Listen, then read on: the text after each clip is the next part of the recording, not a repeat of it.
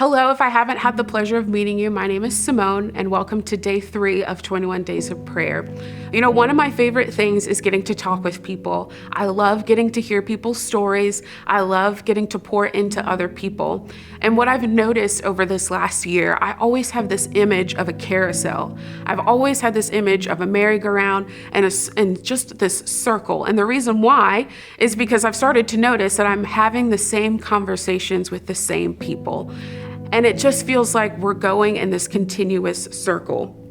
And so one night, as my insomnia was in full force at about 4:30 in the morning, I decided to look up what the origin story of a carousel is, because who doesn't love a good origin story? I know there are some people who love Marvel out there. You love a good origin story. And so I looked up the definition of a carousel, and carousels were intended for combat purposes. See, knights would gallop around on horse in a circle, and they would toss balls back and forth to one another, and it would build their horsemanship as well as their skill so that they'd be prepared for battle. But at some point, this became a form of entertainment, and now we pay to ride around in a circle for up to 3 minutes at a time. And I just had this thought that carousels were not intended for this. And similarly, we were not intended to ride around on the carousel of life. I'm afraid that we've taken this life that we're living, the life that we've been called to lay down, and we've forgotten about the spiritual battle that is happening. We've gotten distracted, entertained, and consumed with our own pain, with our own stress, with our own anxiety, and we've forgotten about the broken, lost, and the hurting out there. And we've just been riding around on this merry-go-round, going nowhere and accomplishing nothing. 1 Peter 2:11 says that there's a war being waged against your soul. See, one of the greatest carousels of all time has 269 hand-carved animals, 2,000 lights, and 182 chandeliers. It's beautiful, I'm sure, but it honestly distracts you from the fact that you are riding around in a circle. Don't get distracted from the battle that is being fought. Prepare for it. And the way to prepare for that is you've got to take hold of the freedom that's already been given to you.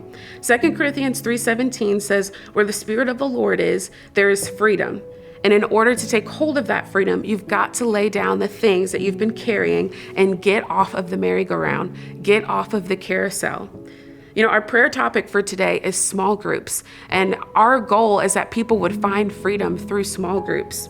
So I think prayer is the perfect weapon in this battle that we're fighting. And so right now I'm going to pray, and I ask that you join with me in prayer as I pray for our small groups, our small group leaders, our participants, and just praying that they would find freedom.